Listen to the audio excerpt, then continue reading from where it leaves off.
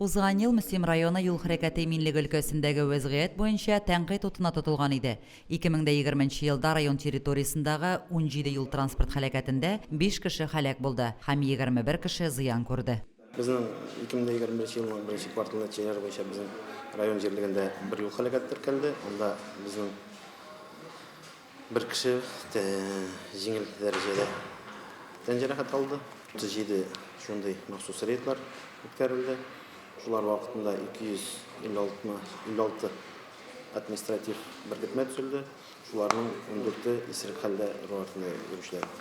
Һәрбер һәлакәт артында кешеләрнең ваемсызлыгы ята. Алга таба юл хәрәкәте кагыйдәләрен бузган шоферларның исемлегендә район газетасы битләрендә күрсәтеп барырга дигән тәкъдим кирде җыелышта.